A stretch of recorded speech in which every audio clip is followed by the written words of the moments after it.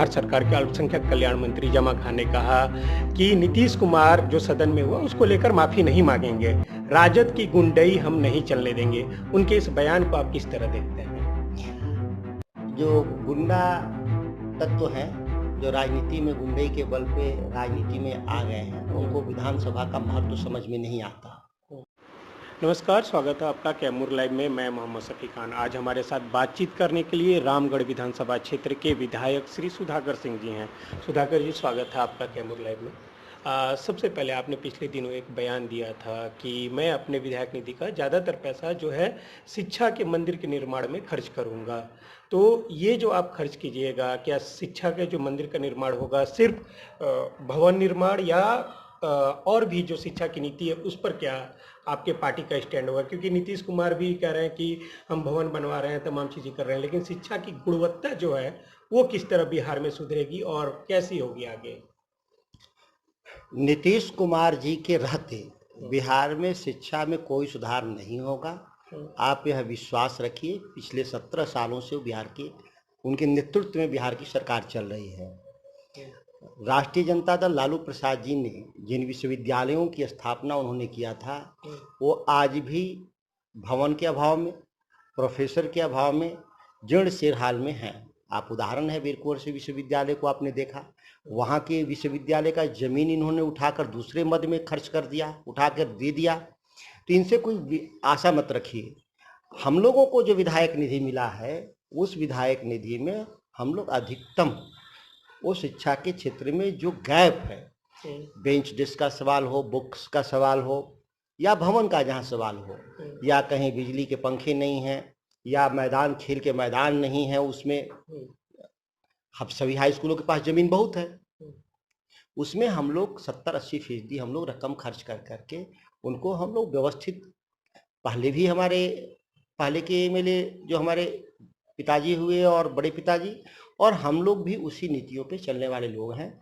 हम लोग वही काम करेंगे। डिग्री कॉलेज की मान्यता का है, अभी ने बिछिया कॉलेज को हमने संसाधनों के रूप में, जब वहाँ प्रयोगशाला नहीं था और बुक्स नहीं था, तो हमने 8 लाख रुपया दिया उनको। और आगे भी चूँकि इस साल का तो सभी पैसे हेल्थ के सेक्टर में चले गए हैं। 2 करोड़ नीतीश कुमार ने ले लिया था यहाँ पर, और 1 करोड़ जो हमारे पास था वो हम लोगों ने भी उसको हॉस्पिटलों में ही देने का काम किया। पूर्व में अगर देखा जाए तो राजद की भी सरकार रही और अभी कहा जाए जदयू की सरकार है। केरल की अगर साक्षरता दर देखें, चाहे हम बंगाल में देखें, तमिलनाडु में देखें, वहाँ की शिक्षा की जो स्तर है वो ज़्यादा बेहतर है। हम देखते हैं कि चैनपुर विधानसभा क्षेत्र हो या जिला का और भी जो जगह है, वहाँ पर अभी भी चैनपुर विधानसभा क्षेत्र में एक भी सरकारी कॉलेज नहीं है। और बिहार की भी शिक्षा की अगर हम बात करें तो उस तरह बिहार की शिक्षा अन्य राज्यों के तहत नहीं है। तो क्या लगता है कि नीतिगत कहाँ चूक हुई है, पिछली सरकार में भी और इस सरकार में भी? हमारी जब सरकार थी, राष्ट्रीय जनता दल की सरकार थी, तो राष्ट्रीय साक्षरता मिशन में बिहार को सबसे ज़्यादा काम करने के लिए अवार्ड मिला था। खासतौर से कैमूर जिला के जो कलेक्टर थे तत्कालीन मिहिर सिंह, उनको प्रधानमंत्री ने अवार्ड दिया था साक्षरता के सबसे ज़्यादा साक्षरता दर लाने के लिए। और हम लोगों ने भी जब सरकार में थे, तो या कैमूर में जितने भी डिग्री कॉलेज देखते हैं सब हम ही लोग के समय में स्थापित है, और हम लोगों ने उसको पुष्पित भी किया, पल्लवित भी किया, बढ़ाया भी। मैं कहा ना, 16-17 सालों में जो सरकार में बैठे हैं वो कोई काम नहीं किया। भभुआ का डिग्री कॉलेज जगदानंद सिंह ने बनाया, रामगढ़ का डिग्री कॉलेज जगदानंद सिंह ने बनाया, हमारे जो degree colleges Maharana Pratap college का विस्तार किया गया। तो हम लोग जितने भी महाविद्यालय थे उस जमाने में हम लोगों ने स्थापित किया। सासाराम में डिग्री कॉलेज में लड़कियों के लिए खोला हम लोगों ने, डिहरी में डिग्री कॉलेज लड़कियों के लिए खोला, विश्वविद्यालय की स्थापना वीर कुंवर सिंह विश्वविद्यालय हम लोगों ने स्थापित किया राष्ट्रीय जनता दल के कार्यकाल में। लेकिन ये 16-17 सालों से जो निकम्मी जो सरकार है बिहार नीतीश कुमार के नेतृत्व में, कैमूर या बिहार पूरा बिहार पिछड़ता गया। यहाँ केवल इनके राज्य में डिग्रियाँ बेची जाती हैं, और इसके सिवा, और यहाँ तक कि नौकरी बेची जाती है। फर्जी डिग्री बांटती है नीतीश कुमार सरकार, उस फर्जी डिग्री के आधार पे फर्जी नौकरी बांटती है नीतीश कुमार की सरकार। पूरा बिहार जानता है कि एक वर्ग का, एक जाति विशेष का पूरा एक कुनबा जो है पूरे बिहार में इस तंत्र में, माफिया तंत्र में संलिप्त है, और लगातार बिहार को पीछे ले जाने का काम कर रहा है। आप छात्र हैं, दिल्ली विश्वविद्यालय से पढ़े हैं, लाइब्रेरी की हम लोग अहमियत जानते हैं। लाइब्रेरी कमेटी के जो सभापति हैं सुदामा प्रसाद ने कहा कि बिहार में पहले 500 से ज़्यादा लाइब्रेरी थी, अभी मात्र 51 जो है जिला स्तरीय प्रमंडल स्तरीय पर इस तरह ब्लॉक लेवल पर हैं। तो उन्होंने कहा कि 2012 के बाद सरकार ने 1 रुपया भी लाइब्रेरी को नहीं दिया है, लाइब्रेरी कमेटी को। तो क्या लगता है कि लाइब्रेरी की अभी कितनी अहमियत है और कितना ज़रूरत है? लाइब्रेरी की अहमियत जीवन में समाप्त नहीं होने वाला। ज्ञात इतिहास वो किताबों के आधार पर है, अज्ञात इतिहास को छोड़ दिए तो जिसको हम आंकड़ों के आधार पर इतिहास जो लेखन की परंपरा रही वह इन्हीं किताबों के आधार पे है। इनकी अहमियत कभी समाप्त नहीं होने वाली। तकनीकी इसको थोड़ा बदलाव लाएगा। अब बाइंडिंग्स वाली बुक के जगह ई बुक्स रिप्लेस करेगा।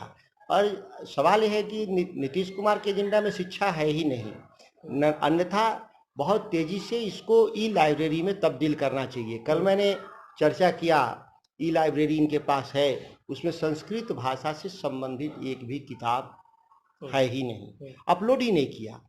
तो कई विसंगतियां हैं सरकार की नीतियों में, जिसको लगातार हम लोग अपने विधानसभा के सत्र के दौरान पर्सनली मंत्री से मिल करके शिक्षा विभाग के पदाधिकारियों से इसको दूर करने का प्रयास कर रहे हैं।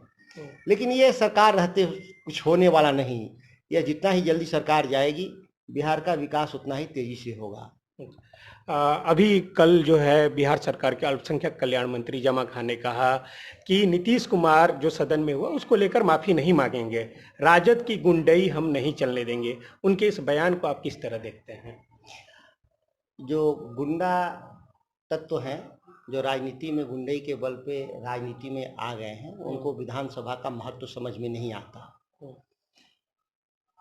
अगर उनको ये बात समझ में आता तो लोकतंत्र की सबसे पवित्र मंदिर विधानसभाएं और संसद होती हैं, जहां हर जनप्रतिनिधि अपने स्वतंत्र रूप से बातों को रखता है। और स्वतंत्र रूप से बात रखने से रोका जाना यह सबसे बड़ा गुनाह है। और पुलिस के वर्दी की छाये में कभी स्वतंत्र रूप से कभी विमर्श नहीं हो सकता।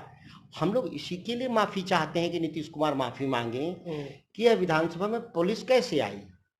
हमारा विमर्श में मतभेद है और लोकतंत्र में मतभेद रहते हैं, लेकिन उसको सुलझाने के लिए मिलिट्री और पुलिस की ज़रूरत नहीं है। सदन के सदस्य ही सक्षम होते हैं अपने मतभेदों को सुलझाने के लिए। उसमें कई कार्यपालिका की जो नियमावली है उसमें उन नियमावलियों के माध्यम से सुलझा लेते हैं। और उसमें माफ़ी तो मांगना ही होगा राज्य के प्रमुख को।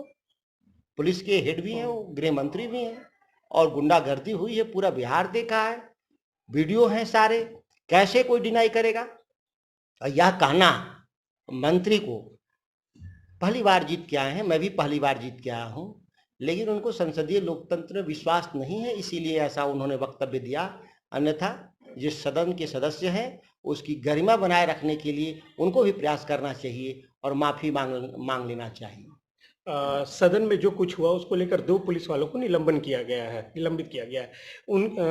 इस कार्रवाई से आप कितना संतुष्ट हैं? आपकी पार्टी कितनी संतुष्ट? मैं उन 2 पुलिस वालों के प्रति बहुत सिंपैथी है हमारी। उनको गलत तरीके से फंसाया जा रहा है। सरकार अपनी जान बचाने के लिए बलि का बकरा के तौर पर इस्तेमाल कर रही है। मैं अभी भी कहता हूं कि उनको जो आदेश दिया गया उन्होंने किया। ये आदेश देने वाले को दंड देने की जरूरत है। किसने आदेश दिया कि पुलिस आए? किसने आदेश दिया कि लाठीचार्ज हो? किसने आदेश दिया कि जूता से पीटो? किसने आदेश दिया लपड़ थप्पड़ करने के लिए? जो बैठे हुए सदन के मुख्यमंत्री, गृह मंत्री, वहां के चीफ सेक्रेटरी बिहार के, गृह सचिव, एसपी और कलेक्टर, इनको दंड मिलना चाहिए।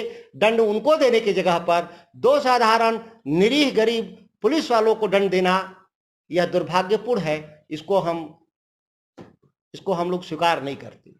शुक्रिया। तो हमारे साथ बातचीत कर रहे थे सुधाकर सिंह, रामगढ़ विधानसभा क्षेत्र के विधायक। उन्होंने कहा कि जो कुछ भी सदन में हुआ और जिन लोगों को निलंबित किया गया उन पुलिस वालों के प्रति हम सहानुभूति रखते हैं।